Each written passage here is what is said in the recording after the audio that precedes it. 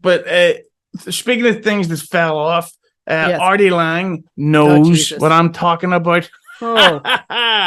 What a great joke. Uh, there's a few people I've interviewed over the years, or months, or whatever the fuck, I can't tell the time.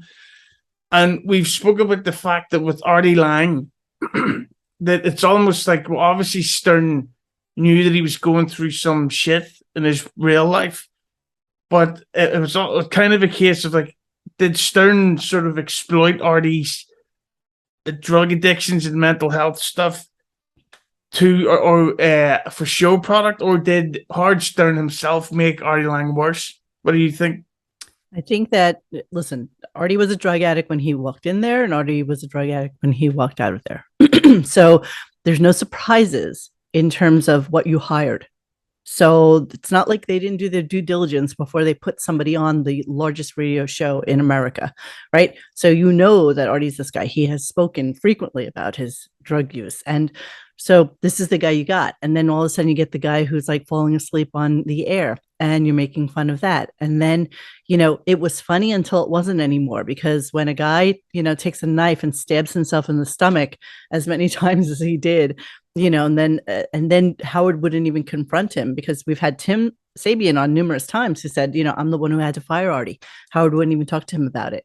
And so Artie was gone. And, you were on with Carl Kevin back a couple of months ago, and you were talking about Artie and about how he fell off the planet and would he ever come back. And as you know, he's now on Cameo, looking like shit, I might add. And I think what the thing is, and I don't have that heroin addict in my life, so I'm just probably, just thinking it through.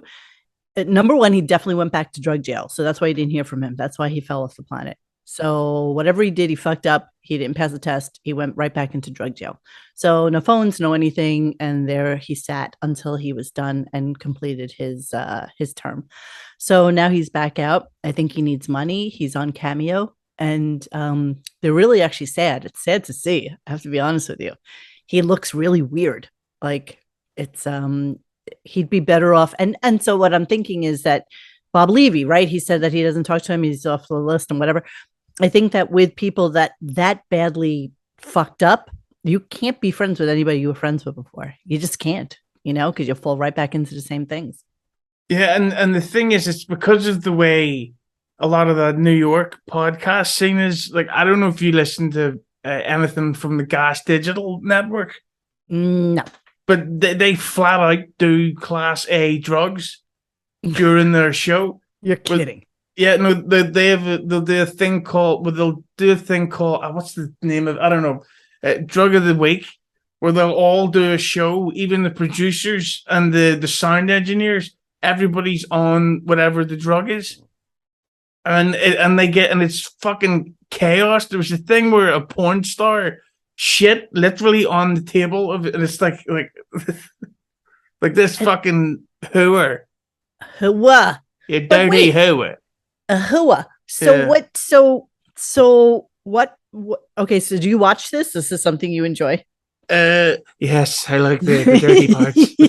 No, I don't watch it, but I think that the problem is Artie's habits have they've now caught up with the modern scene. So I think that he's now an older drug addict at a time when there's more people doing drugs than ever.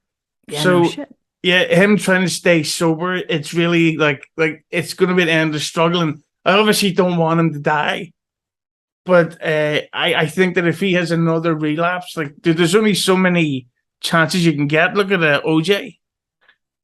I think that Artie is going to be one of those guys, and I love Artie. I did one of the last interviews with him before he got busted for using cocaine and had to go back into drug jail.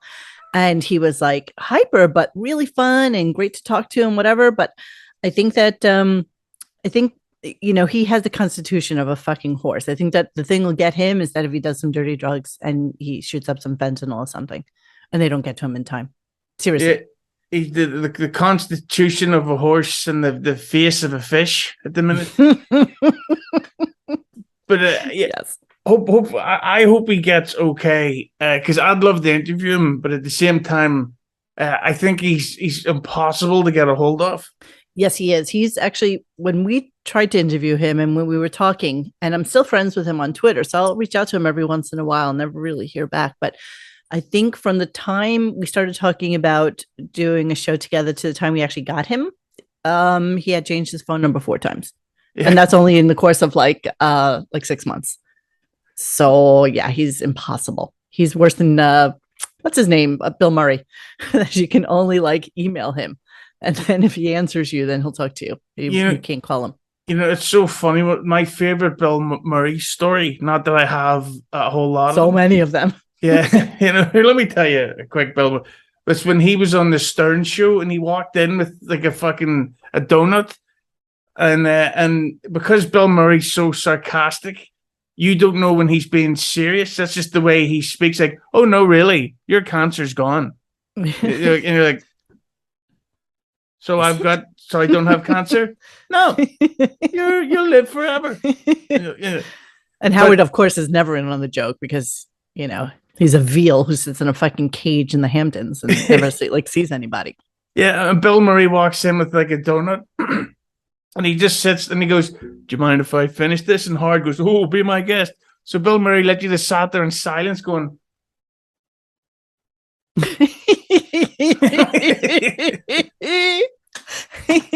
but Jews, delicious. Right? What about Jews?